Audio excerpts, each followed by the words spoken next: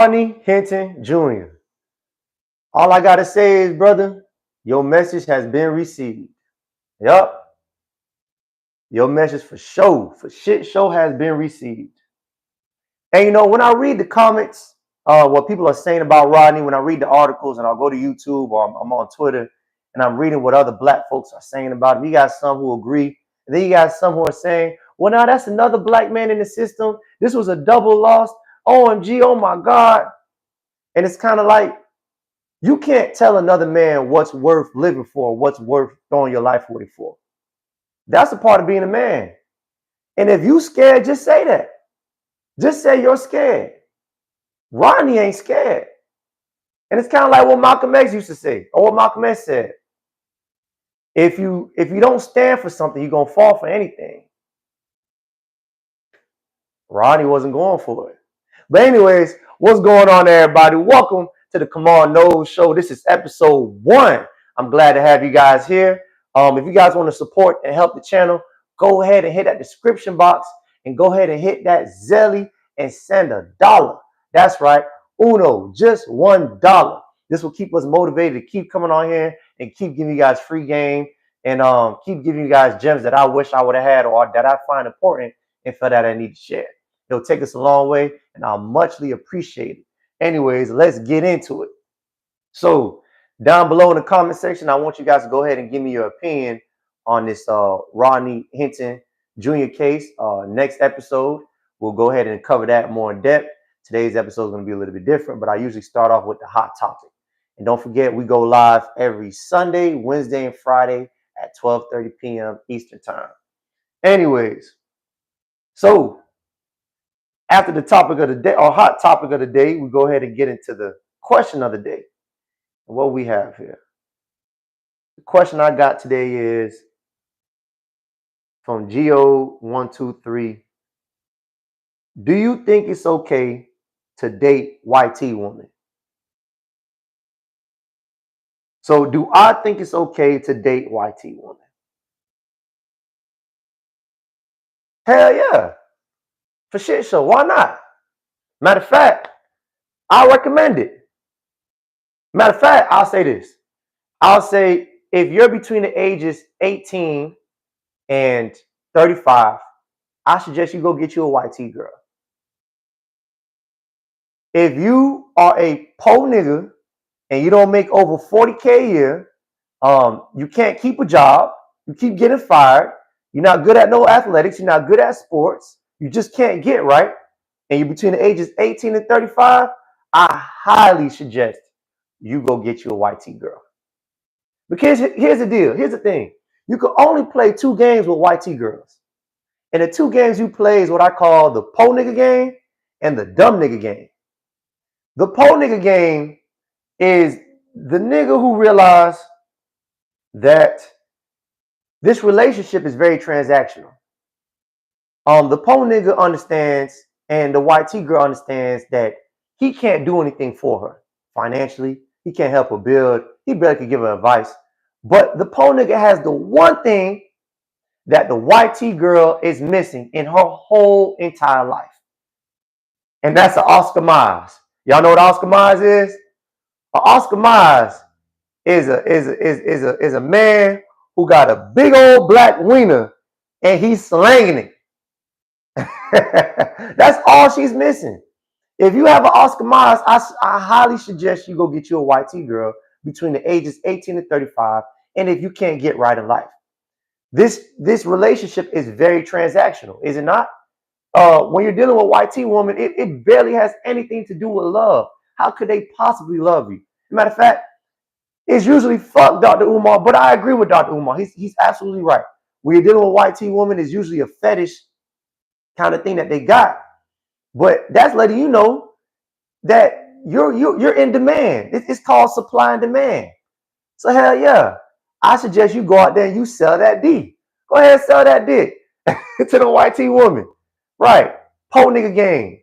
And it's funny because an example I could give you guys is I was a student, I was a collegiate athlete. I was a D1 football player at a FAU in the University of Florida. And my freshman year on campus, I had these three homeboys. We was all from Florida. I'm from South Florida. They from Pahokee, and I think one was from Tampa. So it's all three of us. We freshmen. We're roommates. We're dorm mates. And we project babies. We project kids. And the college life is new to us. Just everything's just new to us. We just used to being poor all the time. So we finally made it in life where we not that poor no more. We on campus. You know what I'm saying? We see all different kind of girls for the first time. This was my first time actually sharing classrooms with white T women. See, down in Miami, that's where I'm from, we don't really see white T women. And they're there, but Miami is so segregated that you only see your groups of people. So you got Haitians, you got Black Americans, you got Cubans, you got Russians, you got all these different groups of people in Miami, and they all stay in their little neighborhoods, and they all go to the same school. My school, Miami Central, Miami Northwestern, only had like maybe 2% Spanish kids. The rest of us straight niggas. So I don't really see YT women like that, and I'm pretty sure it's like that for every project in every other neighborhood or poor or low income neighborhood.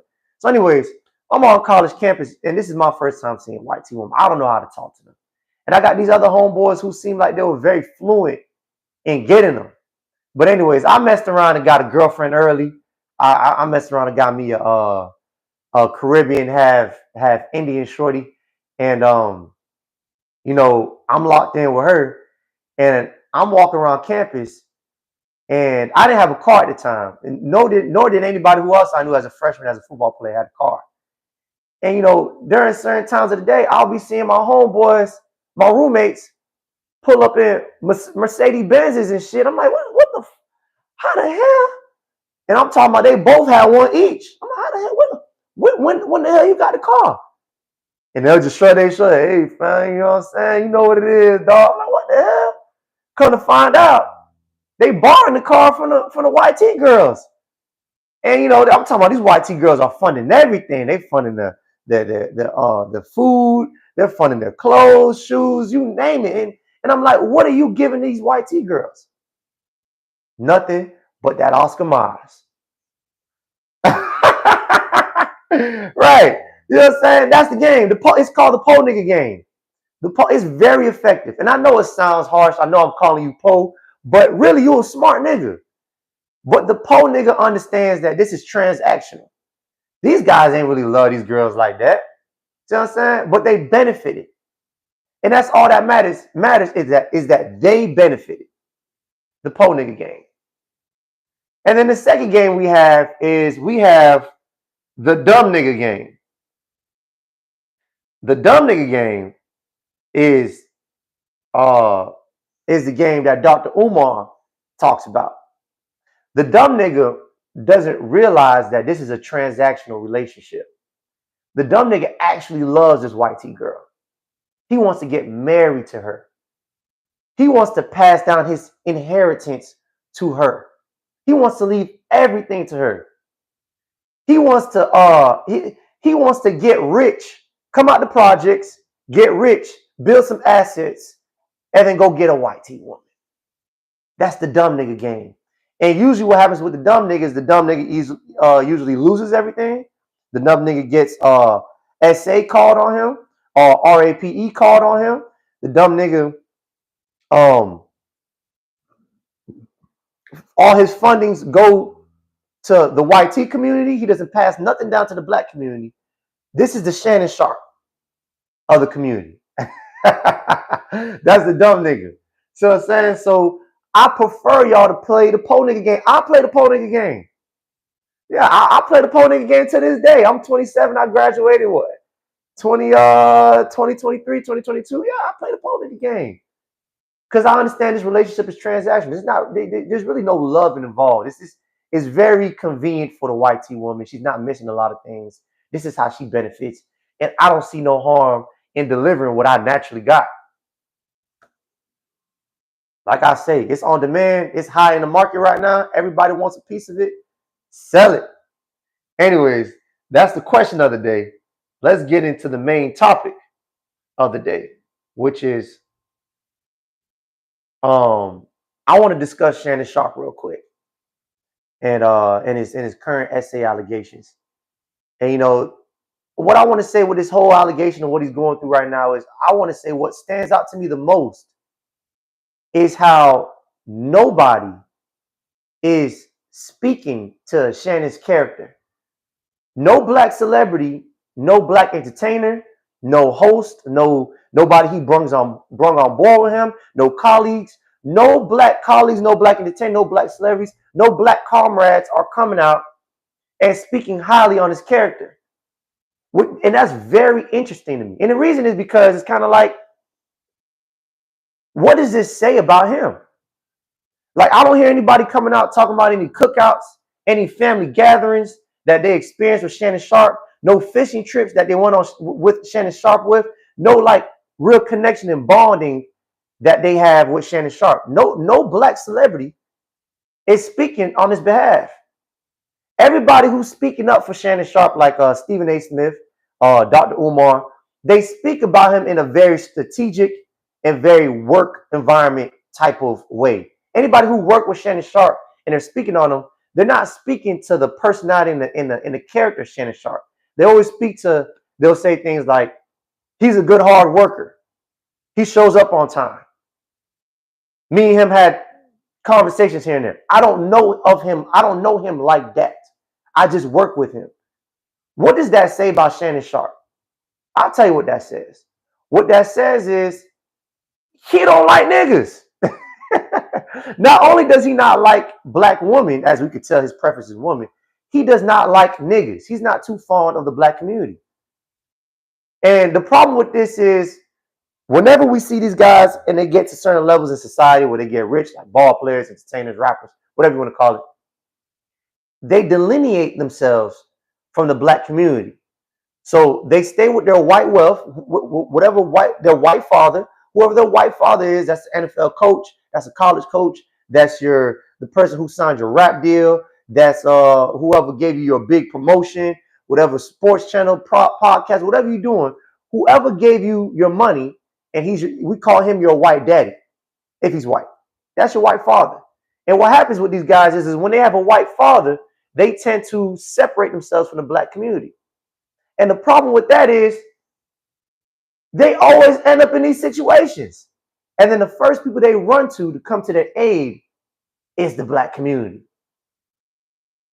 You see what I'm saying? And Shannon Sharpe gives me those vibes of like, he's not really here to help further the black community. He doesn't really look out for the black community like that, just in the way he carries himself and just how nobody's coming out and saying anything about him. Tells me that his biggest setback is not being involved in the black community. Anyways, I want you guys to let me know if that's factual or capital. Let's go ahead and see what Mr. Dr. Umar has to say about him.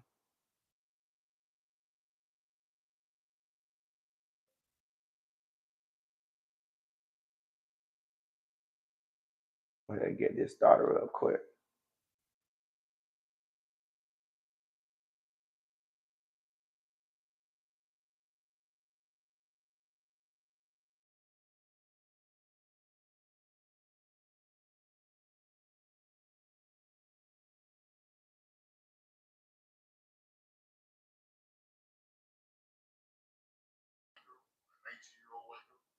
It's interesting, Art, because last week I was at FDMG Academy doing some walkthroughs with some potential floor contractors because we still have to get the floors covered up. The concrete, where we remove the rugs, that has to be covered up with tile.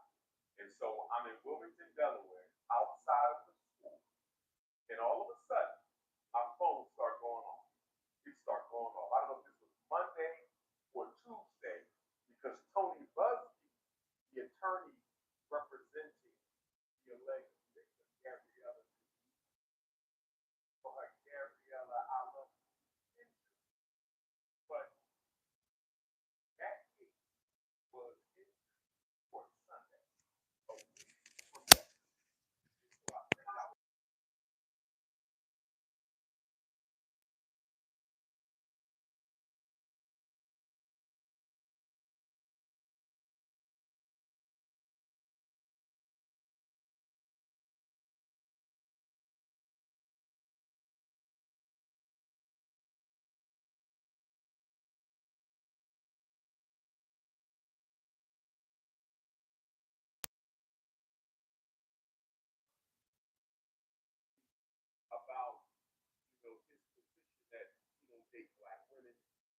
See, another example. He's not saying anything other than speaking to Shannon Sharp about his preference in woman. He's not talking about speaking to Shannon Sharp in other ways of just hanging out or being a part of the community or helping him build his forever schooling that he's taking forever to build. You're not hearing that conversation from people discussing Shannon Sharp.